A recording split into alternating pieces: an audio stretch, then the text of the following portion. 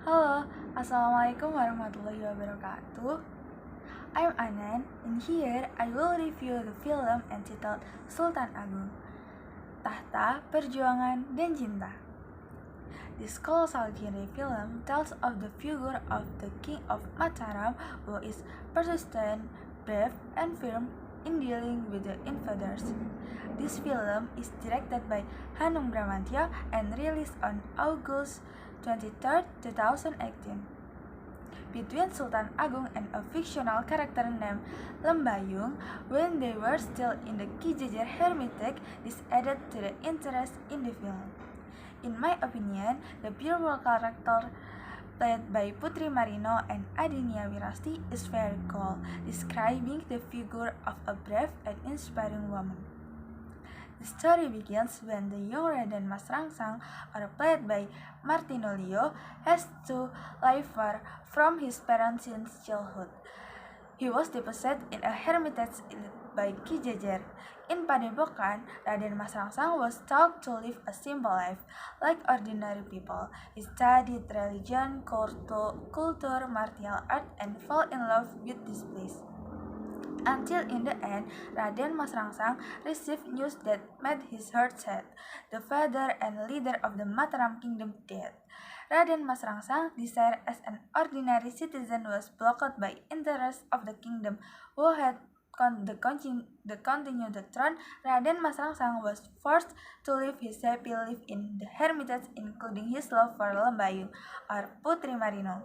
The king's order, Sunan Kalijaga prediction, and Ki Jejer advised Raden Mas Rangsang have to make difficult and bold choice.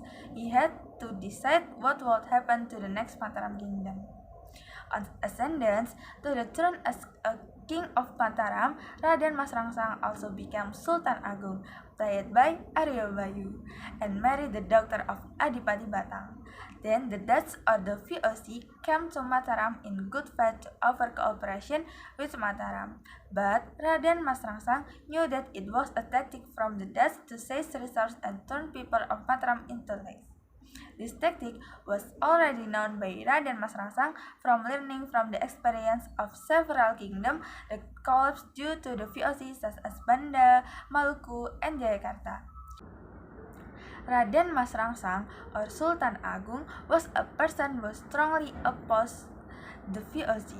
He was very afraid of the misery of his children and grandchildren due to the VOC and was afraid that he would be able to carry out the mandate of Kanjeng Sunan Kalijaga. Raden Mas Rangsang swiftly devised a strategy for war and prepared the people with martial art, teaching and using tools or weapons so that later they could win against the VOC. Around Mataram people were mobilized to fight the VOC. The war began. The war was fierce at first, and many Mataram soldiers were able to enter the VOC fort. At first, it seemed that Mataram was superior. Unfortunately, the Mataram army could be repelled easily by the VOC. The war lasted for a very long time. Many obstacles faced by Mataram against the VOC, many of the soldiers were dead during the battle, made the mentality of the remaining soldiers weaken.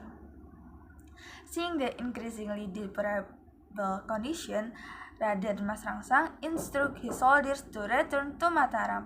Mataram has lost the war. The soldiers are welcome to return to their respective families. However, Raden Mas Rangsang considered that the war this time in Mataram was victorious. The people daring to fight injustice and oppression was a victory, a very glorious achievement.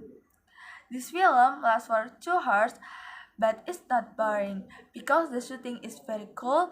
The element of music that liven up the atmosphere plus the natural makeup of the cast like bringing us back to life, and none other than because the rank of the cast in this film performed so very well and convincing. Martino Leo and Aryo Bayu are not only similar but also able to bring young and adult Sultan Agung to life. Like this, Putri Marino and Ardinia Wirasti, who are also physically similar in body style, can bring the Lembayung character to life.